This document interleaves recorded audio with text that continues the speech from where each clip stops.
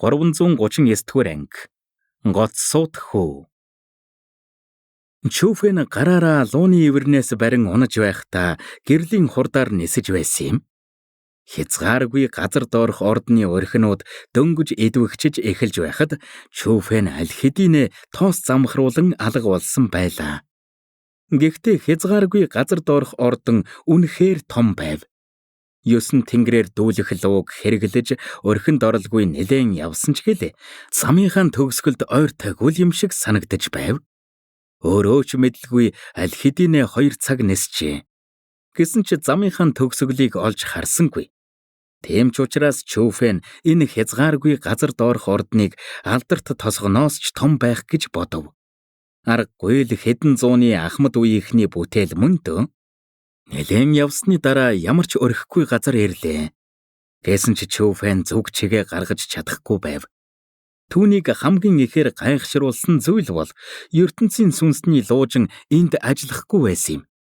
Сүнсний тойрогч бас нөлөөлөхгүй байлаа. Дээрээс нь нар байхгүй болохоор зүг чигээ олоход ёстой л амаргүй даваа байв. Новшигч алдарт тосхон албаар нэгч хүнийг тэнцүүлмээргүй байгаа мó хаашаа юм. Чүфэнд хийж чадах зүйл байхгүй байсан болохоор арга ядан зогслоо. Тэр арай гэж зөв оллоо ч гэсэн хойноос нь нэрх хүмүүс яаж олох юм? Тэд яаж замын эцэст хүрэх юм? Тиймээс ч Чүфэн олон хүн тэр орхинуудыг давж чадахч энэ газарт ирснийхэн дараа заасан хугацаанаас өмнө замын төгсгөлд хүрнэ гэдэг биелэгдэшгүй даалгавар гэдгийг мэдэж байсан юм. Энэ шалгалтанд олон хүн тэнцэх тавилангүй мэт санагдав. Гэхдээ Чүфэнд бусдын тэнцэх хэсэг нь сонирн бишээ. Түүний санаа зовж байгаа зүйл бол нэгдүгээр байрны шагнал өөр хүний гарт орох биел гэдэг байна. Чүфэн битгий сандар нөгөө шалиг хөгшинч бас гарцолох гэж үүлээ үзэж байгаа байх. Чамд одоо хэрэгтэй зүйл бол аз болон хурд. Чи хангалттай хурдан байхад л энэ газрыг ядах юмгүй нэгжчихнэ. Харин эндээс гарна гэдэг чиний азал мэдэндээ гэж ээги санууллаа. Цаг баг байна. 10,000 ширхэг парафаунд бэлдмэлийн төлөө бүхнээ дайчилнаа. Гэд Чүфэн шүдээ зуугаад улам гүн рүү нислээ. Чүфэнд харсан зүг рүүгээ нисхээс өөр хийж чадах зүйл байхгүй байлаа. Бүүм! Чүфэнийг гүн рүү ороод удаагүй байхад хүчтэй тесрэх чимээ сонсогдлоо. Дэндүү чанга чимээг сонссон Чүфэн тэнд хүмүүс тулалдаж байгааг гадарлав. Надаас өмнө ирсэн хүн байжээ. Гэхдээ яагаад тулдаж байдаг вүлээ? Тэд гарах гарцыг олцоход нэгдүгээр байрны төлөө тулдаж байгаа юм байх та. Тэсрэх чимээг сонссон Чүфэн сандралгүй нууцхан баярлаад чимээ гарсан зүг рүү нислээ. Хажуугаар нь өөрийнхөө бие дээр сүнсний тойрог бүтээгээд авраага бүр мөсөн далдаллаа. Сайн ажиглахгүй л бол тэд Чүфэнийг байгааг анзаарахчгүй. Тулаан болж байгаа газарт ойртоод сүнсний хүчээ тарааж байдлыг ажигласангүй. Харин багваагаар ойртон нүдэрээ байдлыг ажиглаж байв. Энд чинь ойртох үед Чүфэний хүүхэн хараа агшиж гүн цочролд орсон юм. Нилээн зайдуу авраг том сүрлэг хаалга байсан нь гарцаагүй энэ газар доорх ордноос гарах гарц. Тэндээс холгүйхэн хинэн төрүүлж хаалгаар гарахаа шийдэх гэж 2 хүн тулалдаж байлаа. Нэг нь хорон инээмсэглэлтэй хөгшин өвгөн Ванцян. Чүфэний цочирдсан шалтгаан нь тэр шалиг өвгөн биш, харин түүнтэй тулалдаж байсан залуу хүү. Тэр залуу хүү ер бусын эрхэмсэг хувцастай байсан ба цасан цагаан царайлгаас гадна нүдэнд дулаахан харагдав.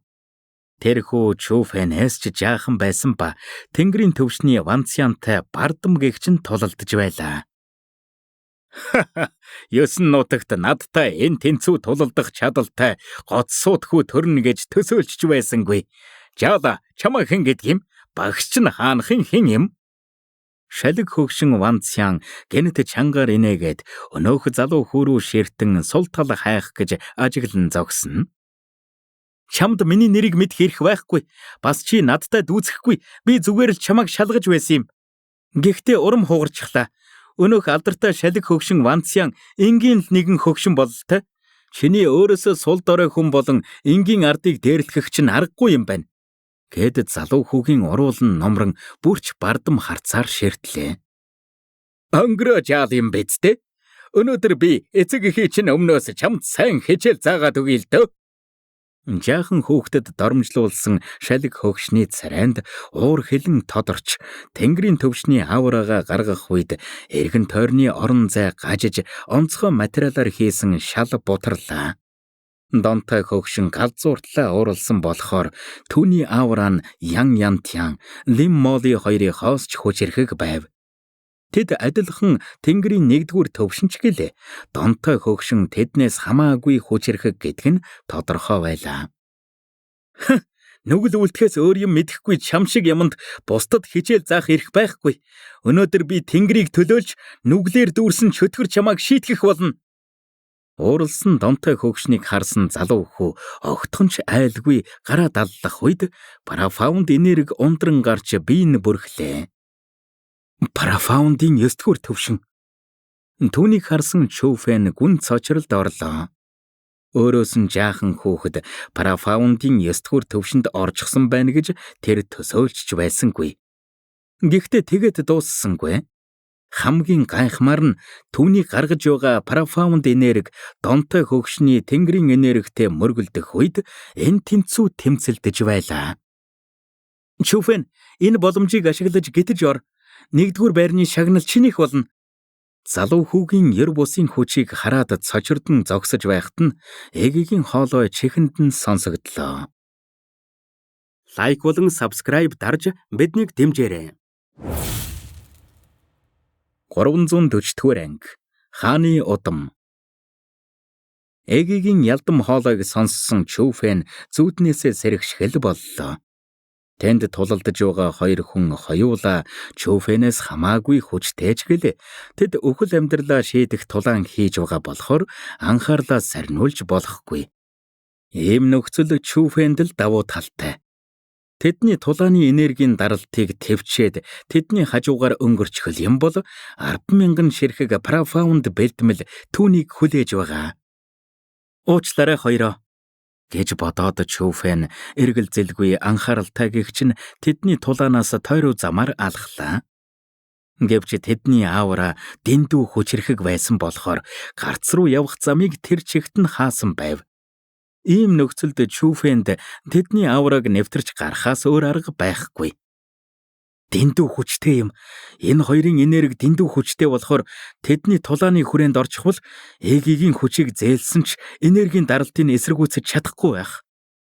Яг энэ үед Чүфэн шүдээ зуугаад бүх сүнсний хүчээ далдлах сүнсний тойрогт хоримтлууллаа. Хэрвээ түүний далдлах сүнсний тойрог нь устчих юм бол тэд гарцаагүй Чүфэнийг шууд мэдэрнэ. Тэр үед Чүфэн гарцаагүй үхэх болно. Гэвч азар тэдний тулаан үргэлжлэх тусам гарцнаас холдож Чүфэн дээр ирэх энергийн даралт тодорхой хэмжээгээр багассан юм. Чүфэн ч амжилттай гихч нь тэдний тулааны хүрээнээс гарч авраг хаалганы өмнө ирлээ. Авраг хаалганы өмнө ногоон өнгөтэй хаш тавцсан байсан юм. Тэр хаш тавцсан хагас метр өндөр байсан ба дээр нь алтан өнгөтэй пайз байлаа. Пайзны дээр алдарт тосхон гэсэн бичиг байлаа. Алдарт пайз яг л түлхүүр шиг ба тайзнаас суглахал юм бол том хаалга нээгдэнэ. Гэхдээ хамгийн чухал нь тэр биш ээ. Харин алдарт пайзын хойно байсан агуулгах цүнх юм. Агуулгах цүнхийг аваад үрэх үед болор мэт бэлдмэл Чүфэний алган дээр гарч ирлээ. Тэр бэлдмэл маш үзэсгэлэнтэй байсан ба дотроо асар их парафаунд энерги агуулж байлаа. Хэдэн зуун парафаунд ургамалч нэг парафаунд бэлдмэлтэй энд үзэхгүй биз. Тэгэхэр энэ парафаунд бэлдмэл байх нэ? Ёстой сайхан эд байна. Гэд Чүфэн маш ихээр баярллаа. Учир нь агуулгах цүнхэн дотор ахаад 9,999 ширхэг парафаунд бэлдмэл байгаа. Энэ удаа Чүфэн асар их ашиг олсон юм. Чүфэн хурдан пайзыг аваад эндээс гарыг. Тэр донтой хөгшин хүүхэд хоёрыг үргэлжлүүлэн тулдуулаад орхичих. Гэд ээги маш ихээр баярлан хэллээ. Тэгж болохгүй. Хэрвээ би одоо гарчих юм бол бүгд намайг нэгдүгээр байранд орсныг мэдэх болно. Тэгэх юм бол надад хэцүү болно. Хамгийн чухал нь тэр донтой хөгшин Ванцян нууцлаг хүү хоёрын ямыг би хулгайлчихсан. Одоогоор би аль хэдийнэ Жи овогтой өстэй болчихсон. Тиймээс илүү хүчрэхэг хүмүүстэй дайсан болж болохгүй. Үгүй бол мянган мангас ууланд орсныхоо дараа би мангаслаг араатнуудын гарт биш, харин тэдний гарт өөхөх магадлалтай. Тэгэд яах юм? Чи 10,000 ширхэг парафаунд бэлтгэлийг энд ингээд үлдээчихгүй юм байгаа биз дээ? Ганц л арга байна. Юу ч болоогүй юм шиг жүжиглэх. Би ирсэн газар руугаа буцна. Гэд Чүфэн өнөөх парафаунд бэлтгэлүүдээр дүүрэн агуулгах цүнхээ далд хийгээд тулалдаж байгаа хоёрын зүг буцав. Болохгүй. Дэндүү аюултай. Өөрийгөө тэгж аюулд оруулах шаардлага байхгүй шүү дээ. Гэж Эги санууллаа. Санаа битгий зовоо. Надад 9 тэнгэрээр дүүлэх луу байгаа болохоор тэдэнд мэдгдсэн ч зугтаж чадна. Харин намайг анзаарахгүй бол 2 том дайсантай болохоос зайлсхийж чаднаа гэсэн үг. Гэж Чүфэн шийдэмгий хэлв. Чүфэний үгийг сонссон Эгич цаад санааг нь ойлгосон юм. Одоо пайзыг аваад гарах юм бол гарцаагүй 2 том дайсантай болно. Гэхдээ буцаж чадах юм бол ирээдүйн дайснаасаа мултарч байна гэсэн үг. Гэвч Чүфэнийг холдоочгүй байхад хүчтэй энергийн давалгаалав.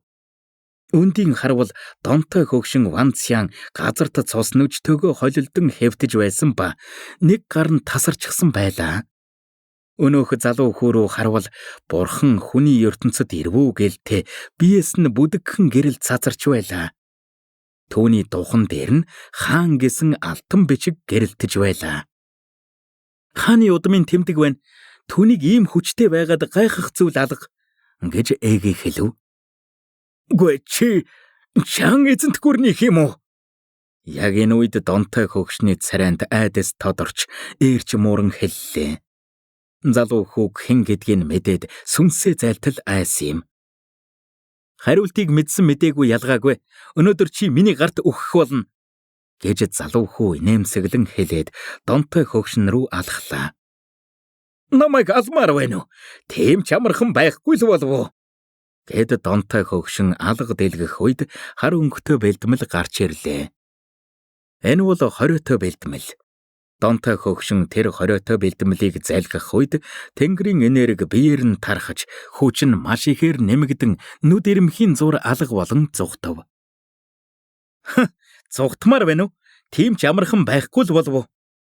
Гэвч залуу хүү хуйтнэр үгээ хэлээд газар дэвсэх үед зогсож байсан газраасаа нүд ирмхийн зур алга болж донтой хөгшнийг хөөлөө. Тэгэхэр тэр хүү Жан эзэнт гүрнийх байжээ. Ийм хүчтэй байгаад нь гайхах зүйл алгаа. Сая түүний биеэс онцгой авраа ялгарч байсан. Тэр авраа нь удмынх нь авраа юу? Тэр хоёрыг явсны дараа Чүфэн төргхэн гэгч нь өөр зүг рүү гүйж байхдаа өнөөх залуу хүүгийн онцгой хүчийг бэшэрлээ. Парафаунд төвшөнд байж тэнгэрийн төвшний хүнийг ялна гэдэг Жан эзэнт гүрний удмын хүч тийм ч энгийн биш бололтой. Жан эзэнт гүрнийг унгаах чадaltaй бүлгэн байхгүй байгаад гайхах зүйл үнэхээр байхгүй байсан юм. 10,000 ширхэг парафаунд бэлтгэлийг авчихсан болохоор Чүфэн эндээс гарах гэж яарсангүй. Тэр чимээгүй гэгч нь нэг буланд суугаад амархын зэрэгцээ шалгалтын цагийг тооцоолж байгаад шалгалтын хугацаа дуусахын өмнөхөн гарцаар гарлаа. Чүфэн гарцаар гарч ирээд олон тооны хүмүүс байгааг анзаарлаа. Чүфэний зүг харсан хүмүүсийн зарим нь гайхширсан байв. Гэхдээ тэдний гайхшрал цочрлын хэмжээнд хүртлээ сүртэй байгаагүй юм. Тиймээс ихэнх хүмүүс Чүфэн рүү хальт ширтээдэл өнгөрөв. Учир нь Чүфэн яг шалгалтын цаг дуусахын өмнөхөн гарч ирснээс гадна хүүхдэрээ байсан нь түүнийг гарцаагүй гоцсуутан гэдгийг илтгэж байлаа. Гэхдээ энд тоо томшгүй олон гоцсуутнууд байгаа болохоор хүмүүс ч Чүфэнийг нээх тоосонгүй. Хэрвээ Чүфэн пайз барьж гарч ирсэн бол хүмүүс гарцаагүй гүн цочролд орох байсан. Гэхдээ Чүфэн хүмүүсийн анхаарлыг татахыг хүсээгүй юм. Чүфэн! Яг энэ үед танил хоолой сонсогдлоо. Тэр зүг рүү харвал Гүбо болон ертөнцийн сүнс бүлгмийн залуу үеийнхэн инээмсэглэн ирж байв. Тэд ч бас шалгалтанд тэнцсэн нь элдв байсан юм. Лайк болон subscribe дарж биднийг дэмжээрэй.